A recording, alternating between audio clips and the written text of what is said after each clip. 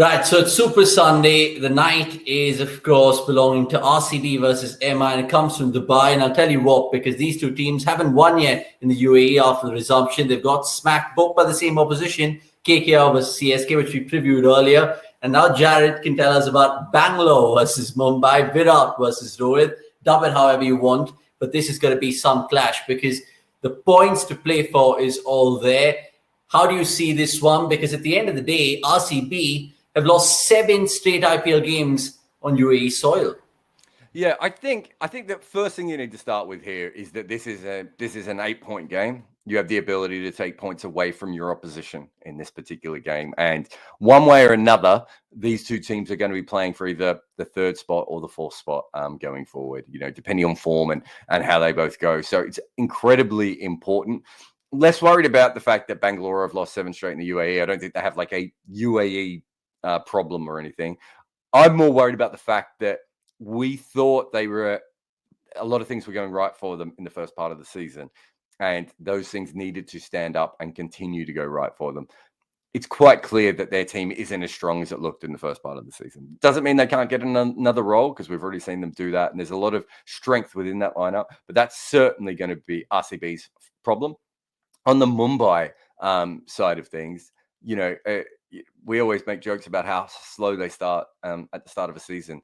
Maybe they think this is a new season because they seem to have done that. But I think Mumbai, if Mumbai are, really, really a big chance of making the finals, I'm not sure they can lose this game. There's too many teams around them now. This is such an important game to be able to, go to 5 wins. And really put some distance between themselves and some of the other teams that are in that area. And it'll be even more important, obviously, if Chennai beat Kolkata. Mumbai then, if Mumbai can get that win, that gives them the chance to beat Kolkata and RCB on the same day, if that makes sense, in 2 different games. I think that makes sense. Yeah, it does make sense because, like you said, it's almost musical chairs in terms of Sunday itself, because those results might dictate a lot of things going forward and shape the table.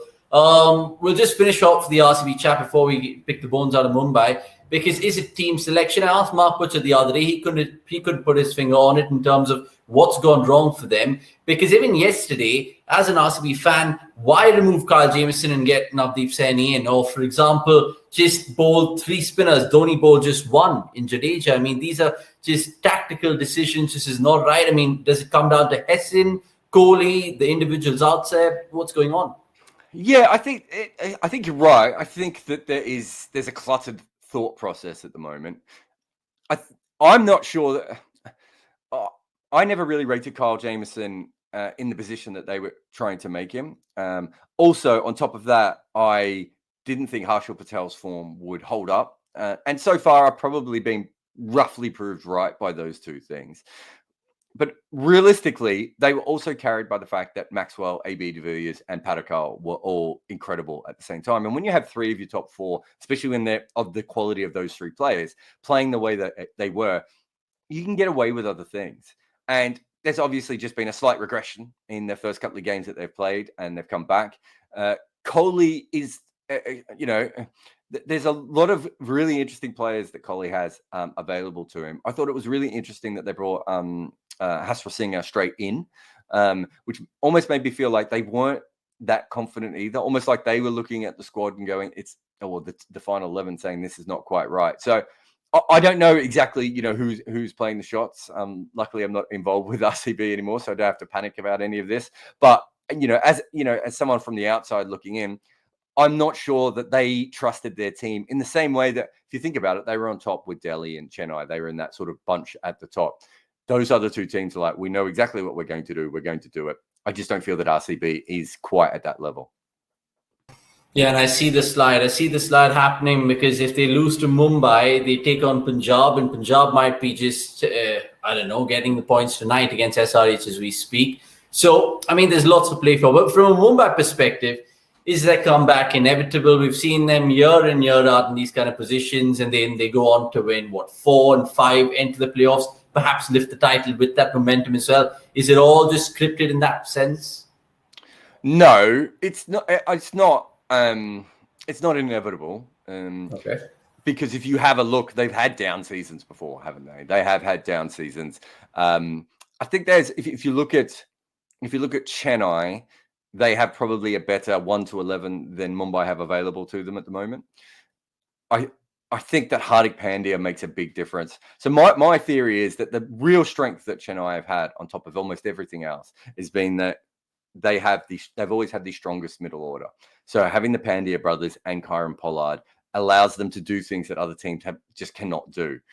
The thing is with that middle order, you kind of know in any one season, Pollard might have a year off, or Krunal might have a year off, or Hardik might have a year off.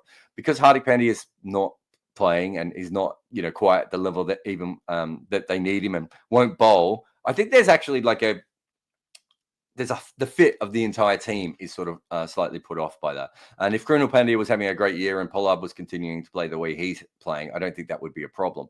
But it does feel like that the strength of their team, that core of their team, which allows them 3 guys who can hit sixes, who also have all-round abilities. Suddenly they don't quite have that. And with and then you have a little bit of bad form on top of that that brings you back to make you look more like a normal team. And I think the more I think about Mumbai, the more I wonder if it's as simple as that. They've gone from having this strength that no one else ever had to just not having it.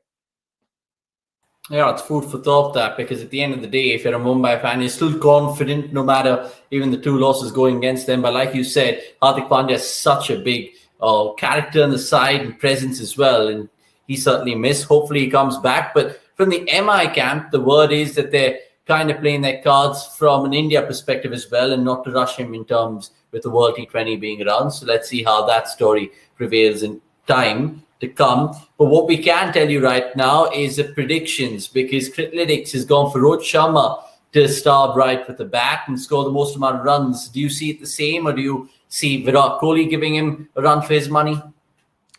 I'm going to go with Devdutt Padakal. I just think he's had a really, really interesting season so far. He looked like an anchor last year, and this year he looks a little bit different than that. I think he's bloomed a little bit. I was really the way he's been seeing the ball so far since the break, the way his feet have been moving and everything. He looks like he's ready to make a big score. So I'm going to go with him. But there's a lot of there's a lot of players at the top order. You could easily pick QDK or Virat or Rohit, as you said. There's a lot of guys there, but I've just got a feeling that Padakal might be the guy.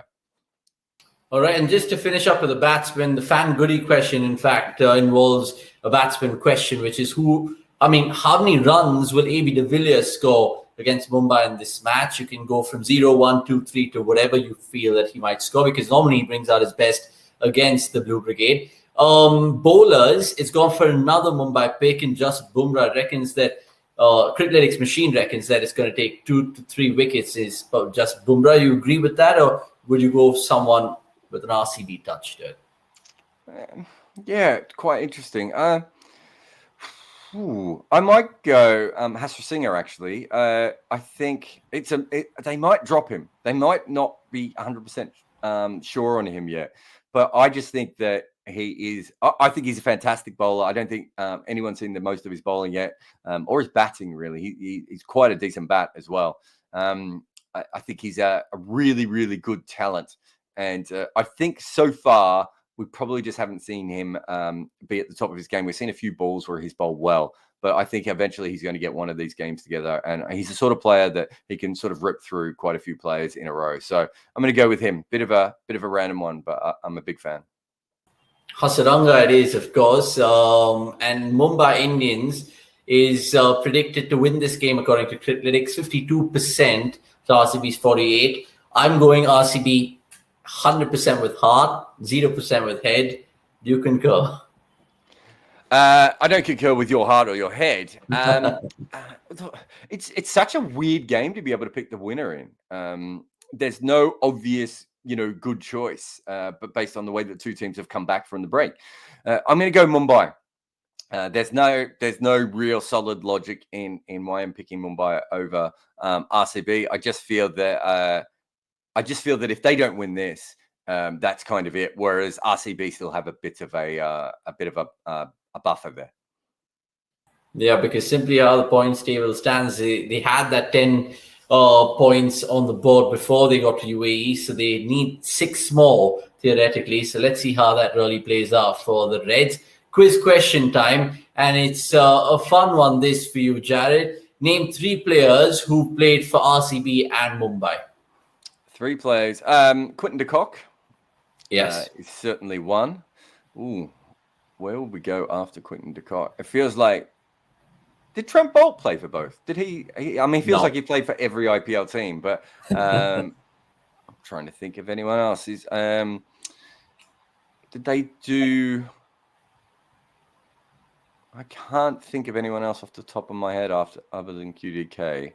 Must be a local player I'm missing. Any of the spinners? No.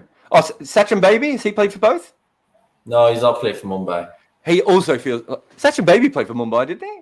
No, he played for Bangalore. You're right, he did play for Bangalore. I got half. I mean, Sachin's baby, Arjun Tendulkar, yeah. Also hasn't played, to be fair. No, I think I'm stumped there. QDK is an obvious one because of the big trade, and RCB made an absolute terrible move there in getting rid of him. But I can't think of anyone else off the top of my head. I'm trying to think of any fast bowlers, but no, I can't even think. There must be a fast bowler I'm missing that is just not coming to mind. So the answers I was looking for was Robin Uthappa. He played for Mumbai first, and then went RCB before going to KKR, and then he went to Rajasthan and then Chennai. I don't even remember him playing for Mumbai, actually, but I do remember him playing for almost everyone else. And the second one was Vinay Kumar, because he kind of did what Robin did similarly, but he started off with RCB. But in terms of internationals, I think the one which comes to mind perhaps was Glenn Maxwell. Even though Maxwell played very, very limited for Mumbai, eventually kind of started with them in terms of IPL. So, yeah. I don't really remember the Mumbai, any of those guys going through Mumbai. It's really interesting. But yeah, I remember Vinay Kumar when he played for RCB, because I think he played for India in a test match around that time. So, okay. Well, I got one. I'll take one. All right. I mean, it's just lovely to stump Jarrod from time to time. But, of course, you can catch us throughout the week, because there's going to be some absolute lip-smacking contests. You can catch it all on cricket.com. Until the next time, it's a goodbye from me and Jarrod. Take care.